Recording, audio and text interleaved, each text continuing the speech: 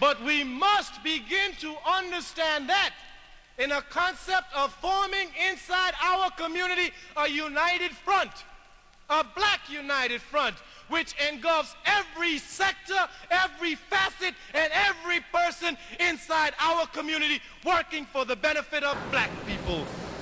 Good evening, everybody. Good evening. I didn't know that I would be speaking here today. So I'm kind of caught off guard, but I've never had a problem speaking any other time. When I think about black political power, I think about my first introduction to it.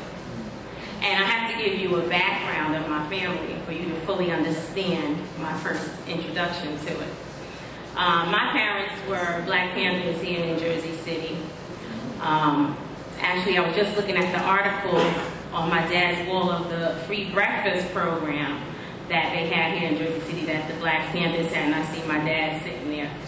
So they started as Black Panthers, and then they went into the Nation of Islam, and then they went into the American Muslim Mission. But my first time hearing anything about black political power was I would hear Malcolm X saying ballot or bullet. Ballot or bullet. And what that meant at that time is we're going to fight to get on the ballot. And at that time, that was the struggle, to just be on the ballot, to be included. So when Ron Baraka sits and talks today about we have this black leadership, we have people here, but some of the issues aren't being addressed, it may very well be that they have become complacent with the fact that they're now included on the ballot, but that's not good enough. And what happens with the new generation coming in, we realize, we do see, we do know that that road has been paved. We do know that we have a responsibility to travel down that road, but we become afraid. We get discouraged sometimes. My first introduction as an adult to black political power came when I was working as an attorney at the law firm of Hunt, Hamlin and Ridley in North New Jersey.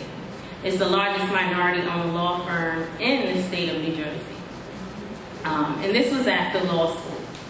And I remember my introduction to politics came in Newark.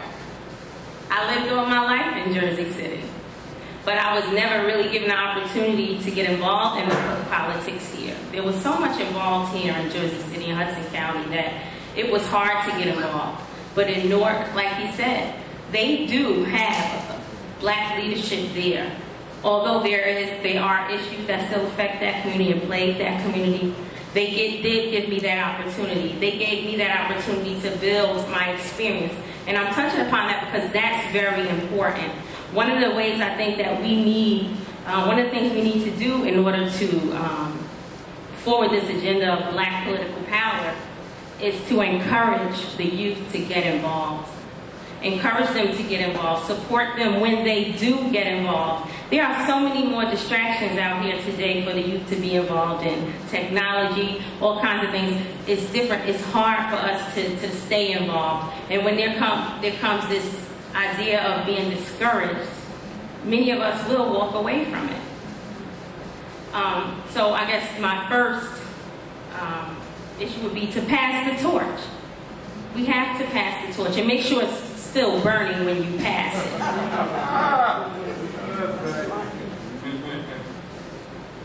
There's another issue going on in the black communities. It's what I call black flight from the urban cities.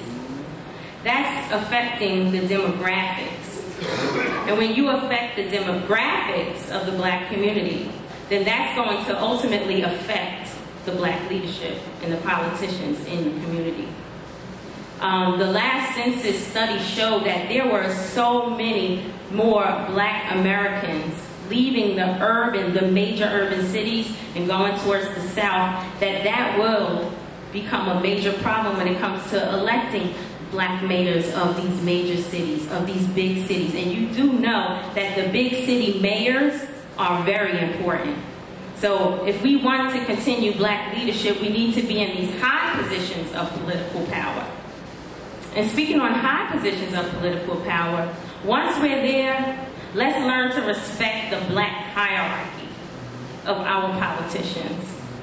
If we have a president, we first begin with that black president. Here, where I am, because at the top, for me, is Senator Cunningham, I begin there. We have to do it that way. Respect the hierarchy. Defer to that. Really, other than that, I'm a newbie to the political world. So I'm still learning this process.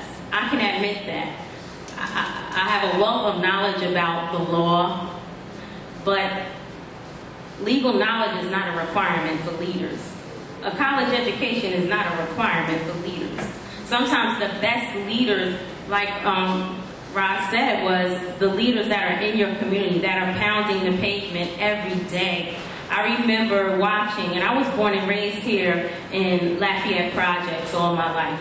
I remember watching a leader like Irene Carson. She would have parades with drug dealers' names on the signs marching around the project saying, "Get out." Was she ever elected or go to some type of, no. That was serious. Very serious. So it's people like that, that even though I am there in office right now, I still defer to those community leaders. Those community leaders are extremely important. They may not want to be in the limelight, but they want you there. And passing down the torch, just to get back to passing down the torch, we eliminate this generation gap. You need someone who can say, you know what, I can run up to City Hall and talk to the mayor, and then I can run right down here on Martin Luther King Drive and stand outside and talk to every drug dealer on the corner. When someone's littering in my neighborhood, I walk right up to them. I'm like, come on, what you doing? They're like, my bad, Kalimah, you got that. You know? But that's because there's no longer that generation gap. And that's the importance of promoting young leadership and passing it down and nurturing new leaders to come forward, to come after you, and to not stay in these positions and make them lifetime careers. So those are my ideas for black political leadership. But I want to thank you for what you're doing here. This is important. It is important to have this type of dialogue because it gives people insight. It allows for you to hear from leaders, allow for you to know what's going on in the community, who's out there, what are the issues. People may not have known that there's this whole thing called black flight. You can look it up and see now, Google it. It's very important. So with that said, it is Friday, and I am young.